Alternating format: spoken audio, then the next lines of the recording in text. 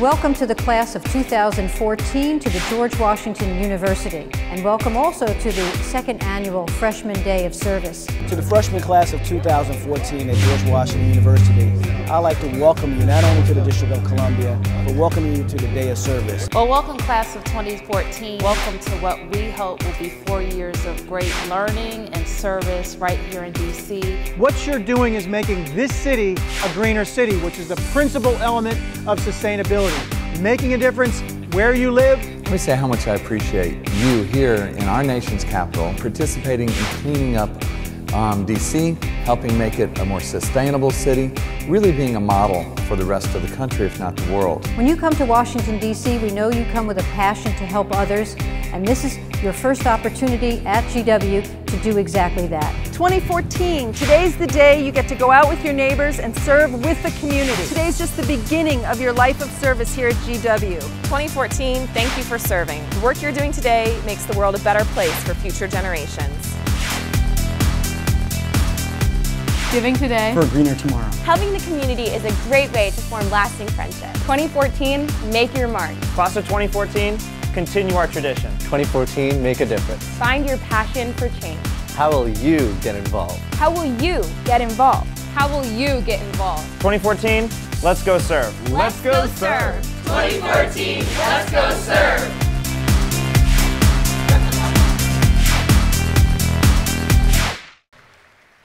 Good afternoon, ladies and gentlemen. My name is Rob Maxim, and I'm a senior in the Elliott School of International Affairs and the Columbian College of Arts and Sciences. I'm also the Executive Vice President of your Student Association. Please rise for the National Anthem, sung by Ryan Thornton, a junior in the School of Business.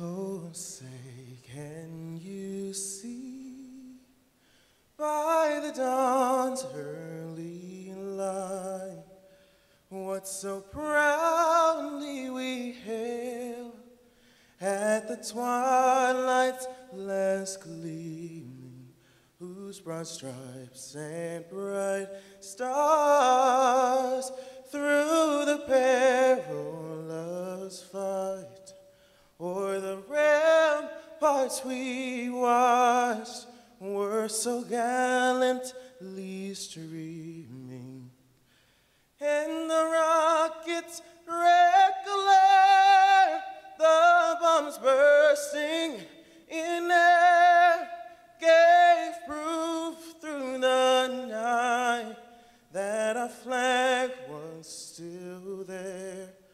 Oh, say, does that star-spangled banner yet wave o'er the land of the free, or the home of the brave?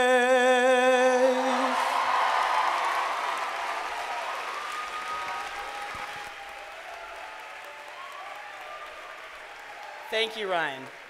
Please be seated. It's now my pleasure to begin the speaking portion of the second annual Freshman Day of Service in honor of the National Day of Service and Remembrance. I'm joined on stage today by University President Stephen Knapp, guest speaker Jeff Corwin, and Dean of Freshmen Helen Canaday-Saulney, who will be offering the opening remarks. Please help me in welcoming Dean Canaday.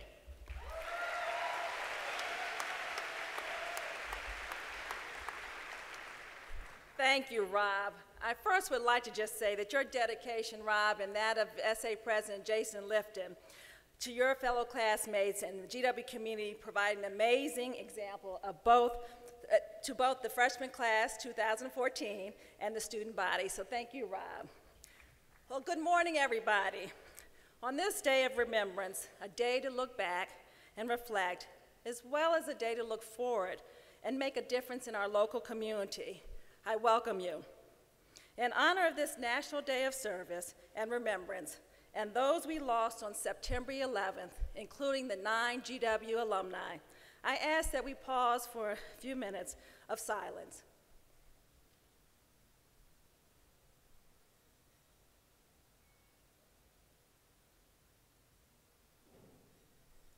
thank you. As your Dean of Freshmen and as a native of DC, I thank you for participating this morning and coming here to show not only your solidarity as a class, but engaging and enhancing the communities of our great city, the nation's capital.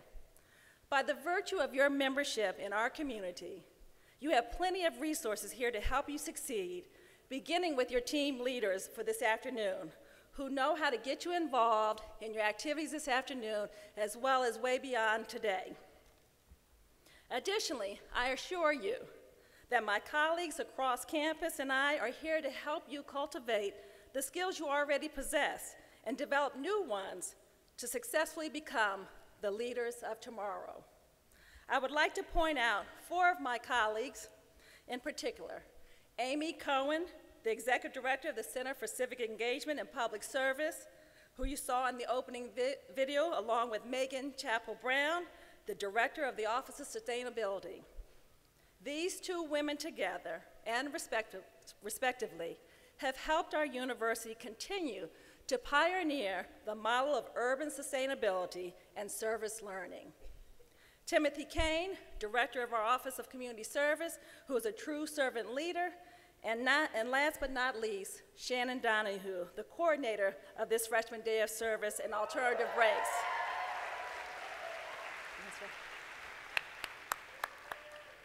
She, together with others, has worked tirelessly to coordinate and execute this meaningful day for you.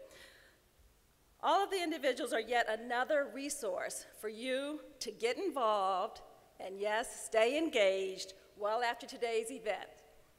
In closing, I'd like to thank you not only as your Dean of Freshmen, but again as a person who was born in DC, grew up in Ward 4, and now is a resident of Ward 5, for all the help you are doing to providing this great city and our community better than when you left it this afternoon. So thank you in that regard. Ladies and gentlemen, it is now my privilege and great pleasure to introduce to you the President of the George Washington University, Dr. Stephen Knapp. Thank you. Thank you, Dean Kennedy. You know, if anyone ever doubts whether George Washington students are passionate about changing the world, they just have to look at this terrific group of students assembled here today. I congratulate you. I thank you for being part of this, our 2nd annual Freshman Day of Service. You know, it was just a little less than 2 weeks ago that you were here for a freshman convocation, and we were up here in medieval garb. It was a little bit more formal ceremony than what we're doing today. But the chance to join with you and kind of getting our hands dirty as we really go out into our community and join and participate in this city, the life of this great capital city and the region surrounding it in such a concrete way, I think is a terrific introduction to your experience here as new students at the George Washington University. 2,000 students going to 14 sites, 8 of those in the District of Columbia. Every single one of the 8 wards of the District of Columbia is going to be represented in the work that we do today. So we're fanning out across the whole city, but also going beyond that. And some have already left to join First Lady Michelle Obama at Vincent Hall, a veterans retirement home, where they're going to be joining our student veterans in giving back to those who have done so much for us and for our country. And you know, last year, our first Freshman Day of Service was the occasion that the First Lady used to issue that challenge, that if we did 100,000 hours of community service and public service during the course of the academic year, she'd join us as our commencement speaker. And this year, she's back with us again. I think it's a terrific tradition and a great sign of continuity. But you know, we faced the question, what are we going to do? What's our act going to be this year to follow the terrific act last year of doing what amounted to ultimately 163,980 hours of service given by your fellow students here at the George Washington University. Well, we talked about this with faculty. I had a meeting with a group of faculty, some of whom are participating today in what we're doing from the geography department and other departments of the university. I remember Professor Lisa Benton-Short saying, you know, we really ought to think about putting together service and our important focus we have as an institution on the environment, environmental sustainability, what it means to take care of this great watershed of the Chesapeake Bay, one of the most important regions of our entire nation for its environment, its contribution to the health of our entire nation's environment. And we thought we'd really make that one of the focuses of our service activities for the year, not to the exclusion of what we're doing with veterans, not to the exclusion of what we do in soup kitchens, not to the exclusion of what we do in the schools, where so many of you serve as volunteers, tutoring students and contributing to the education of the generations that will come after you. All that will go on, but I'm very excited and pleased to say that we have 3/4 of the students here today will be involved in environmental projects as part of our emphasis on sustainability. We'll be doing other important things as well. I'm going to be going to one of those projects at Rock Creek Park, then going to one of the food bank projects later on to get a sense of both those aspects of our service activities. But it's very important, I think, that we as a university have made such a strong commitment to putting sustainability at the forefront of everything we do. And with that in mind, it is now my privilege to introduce our Emmy Award-winning guest speaker this morning, Dr. Jeff Corwin.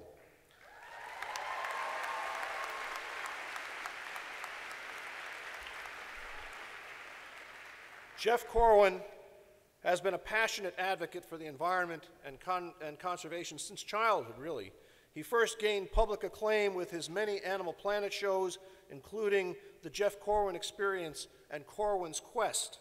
Recently, he expanded his efforts to include CNN's Planet in Peril, co-hosted with Anderson Cooper, Extreme Cuisine with Jeff Corwin on the Food Network, and NBC's 100 Heartbeats Project, which addresses the global extinction crisis. An expert on wildlife, ecology, and conservation, he has had a profound impact on the way we view the world. The following video will introduce those who do not already know his work to his unique insights into human as well as animal behavior and the interaction between them. Please enjoy the video. I'm Jeff Corwin, and I consider myself to be one of the luckiest people on the planet. You see, my career happens to be my life passion. I've had the opportunity to travel around the world, exploring incredible ecosystems, and then telling the stories of the amazing species living there to a global audience. These moments have often been enlightening, sometimes heartwarming, and yes, even humorous. Well, I wanted to talk about this gator a little more. But my mission today, to share these incredible stories of wildlife and nature, is motivated by the fear that many of these incredible species that I've witnessed in my lifetime will simply disappear, gone forever. Scientists estimate that we may be losing species up to 10,000 times greater than their natural rate of extinction. This is what is called a mass extinction. We've had 5 in our planet's history. The most recent and well-known is when the age of dinosaurs came to an end 65 million years ago. But unlike those previous mass extinctions, the one unfolding on our planet today is not the result of evolution or natural catastrophe. It is fueled by the actions of a single species, our own.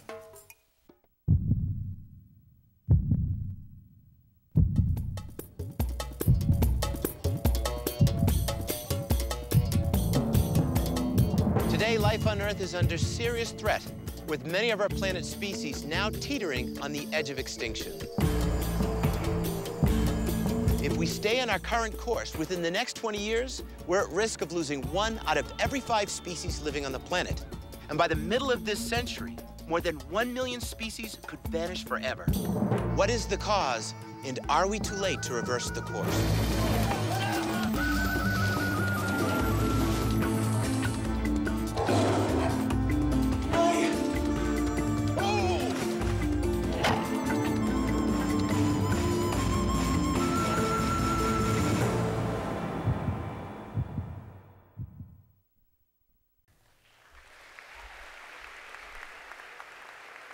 Ladies and gentlemen, please join me in welcoming Jeff Corwin.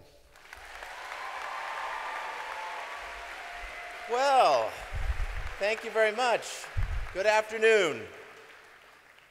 I am delighted that I have an opportunity to spend a few minutes with you today.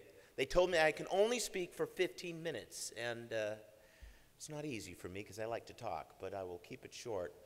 What you're doing today is so very special, because what you are doing is you are showing all of us the power of one.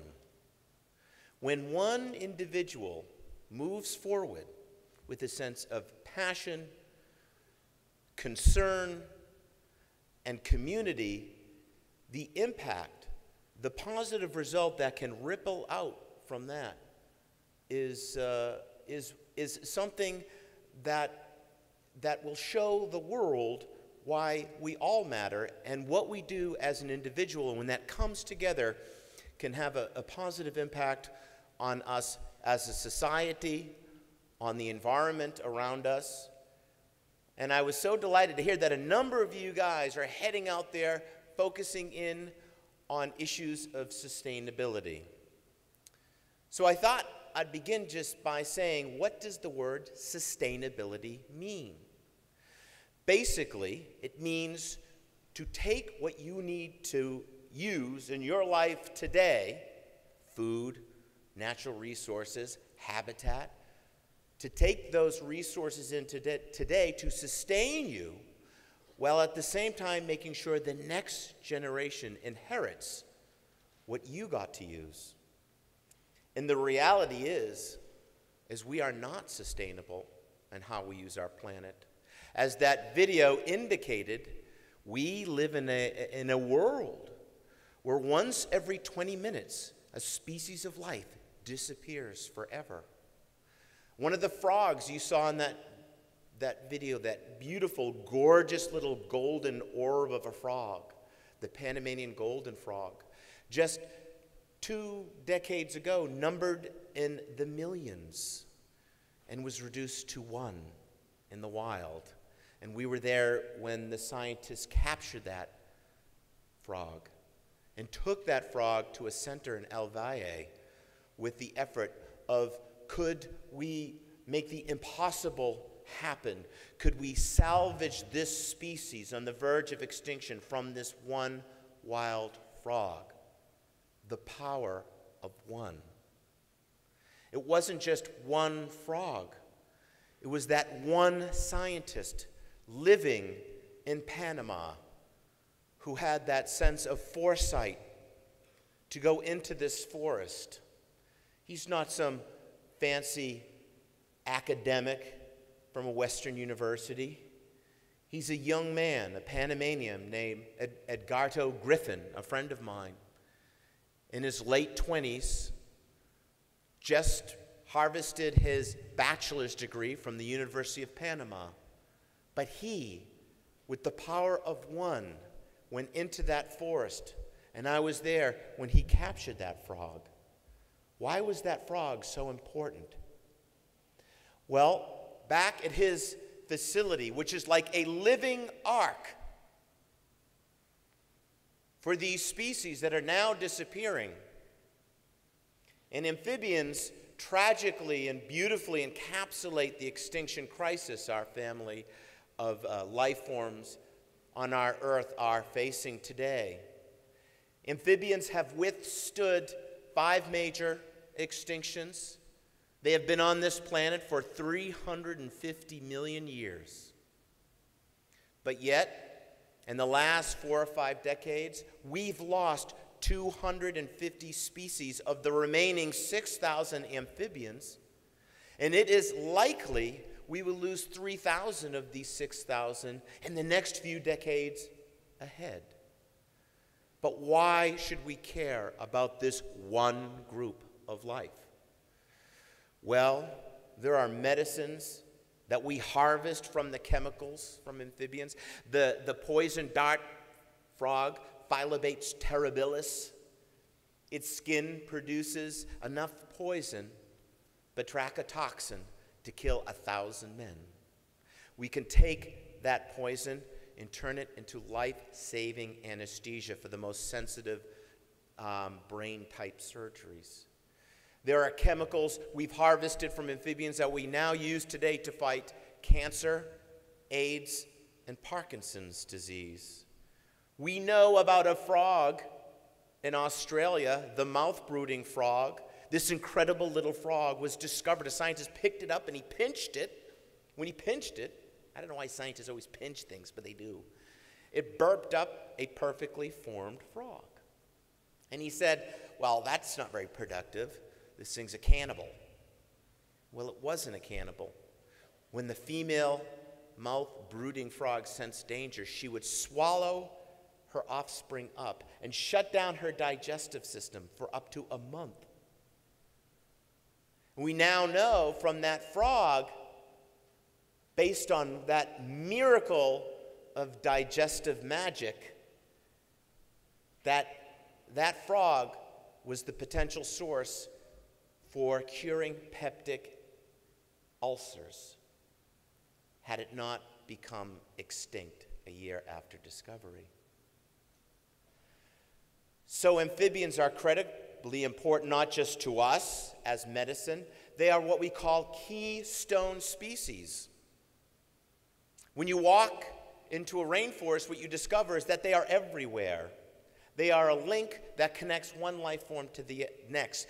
As a keystone species, when they are extracted from it, the ecosystem collapses. They're keys to the survival of that community of life. And it is eerie when you walk into a rainforest that has experienced this massive extinction of amphibians, this pandemic today. Because when you walk in, it looks like a postcard perfect rainforest. You got weeping lycopods and bromeliads, the gurgling stream, all the layers of life like a greenhouse. And of course, we know rainforests are important. They take up only 5% of our planet's surface, but contain 50% of all life on Earth.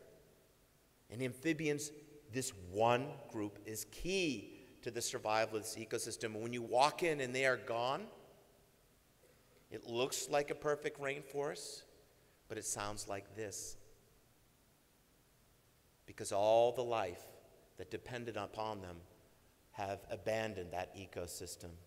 So this one young man reached into that stream and grabbed that one last wild frog to take back to that center because he had a cluster of females.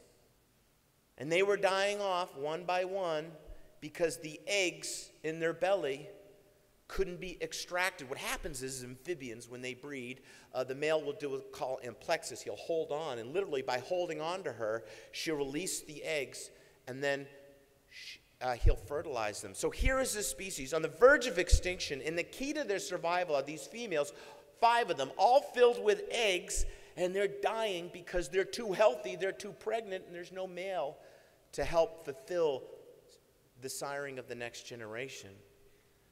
So he picked up that one last surviving frog in the wild, brought it back, and because of that individual effort of that one young man, there are now 200 of these frogs surviving in captivity today.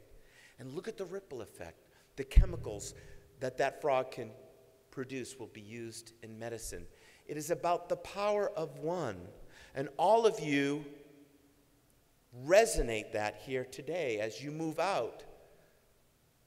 We talk about sustainability, the world we use today. You saw little glimpses of people that show that power of one.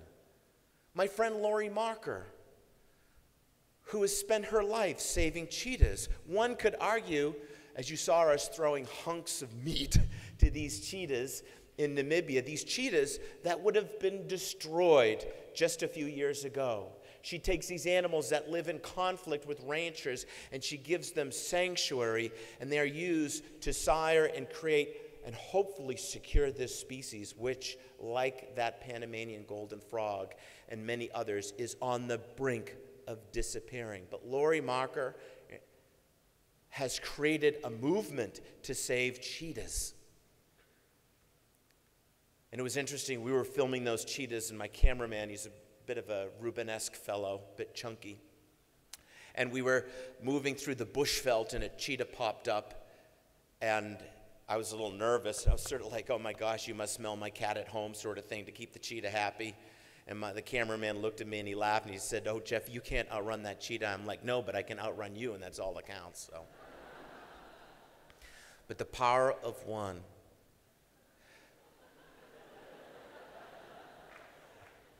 And the orangutan, Orang Pendak, means the forest man. This is a creature symbolic of this incredible, beautiful ecosystem in Indonesia.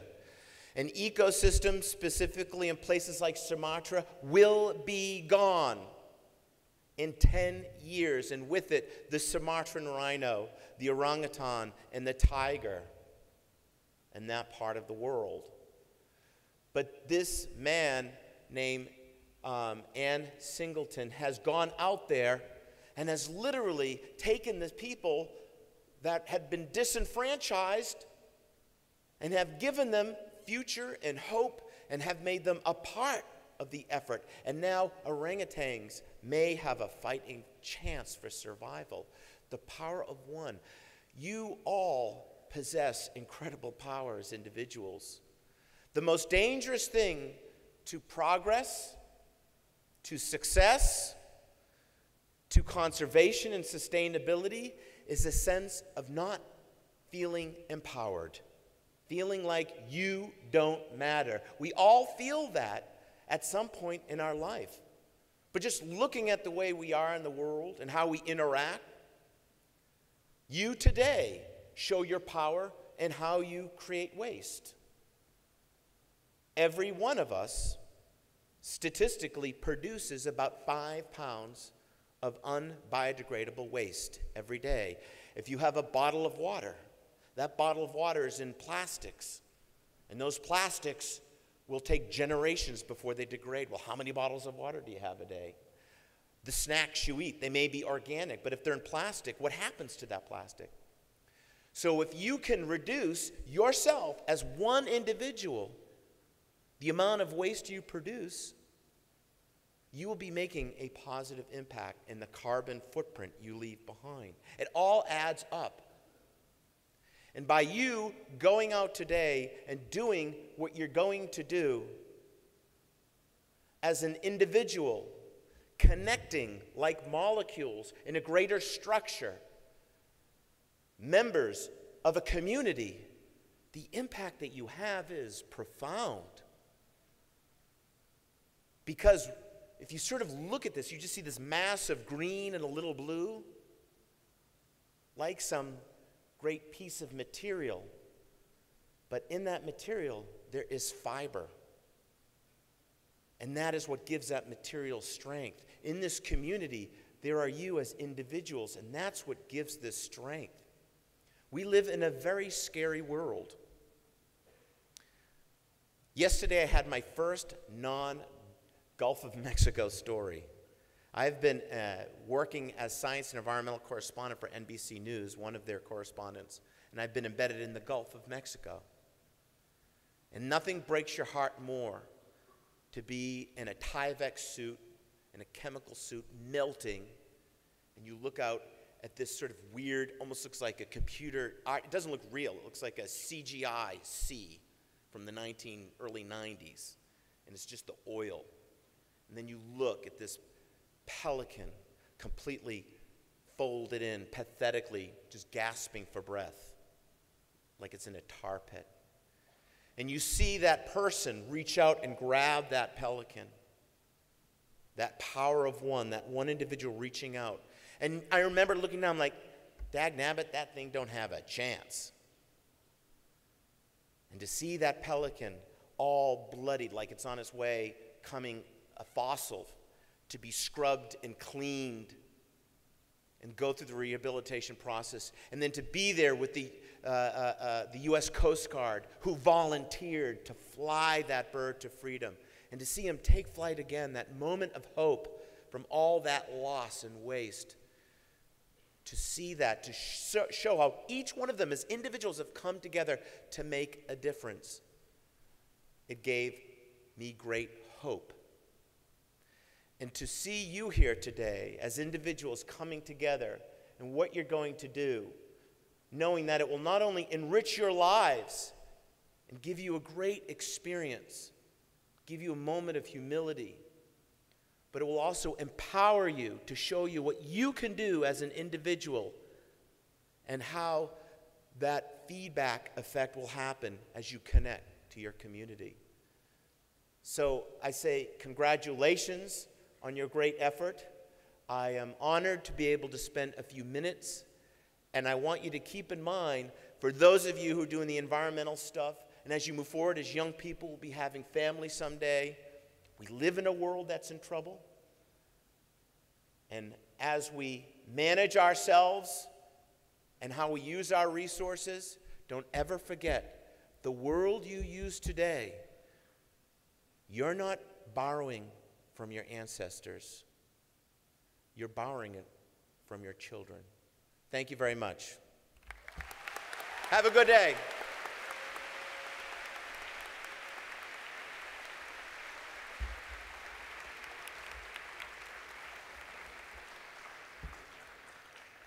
Thank you, Mr. Corwin, and thank you to all of our speakers. I hope you'll take advantage of the opportunities that Dean Canaday talked about, and remember President Knapp's words about GW's commitment to service throughout your years here at the university. You'll have an opportunity to talk with them at the closing barbecue today in Kogan Plaza. After the barbecue, please join us for the 9/11 Remembrance Vigil, also in Kogan Plaza at 6:30 today. In just a few moments, I'll begin dismissing you by service sites, but first, all of our speakers, like you, have a busy day ahead of them. You may see President Knapp or Dean Canaday when you're doing service throughout the day, and, of course, we can always see Mr. Corwin on TV. Please join me in thanking our speakers as they exit the stage.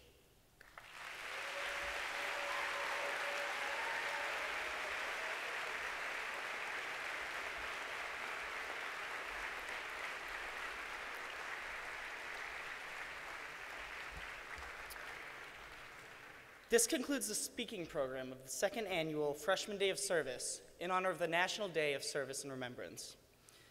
Thank you for volunteering to give today for a greener tomorrow.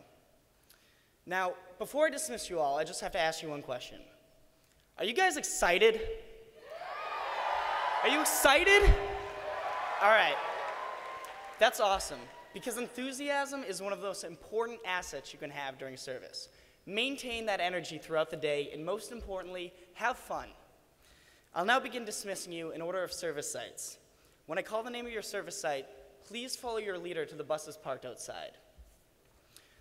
Volunteers serving at Washington Parks and People, please follow your group leaders to the exits at 22nd and G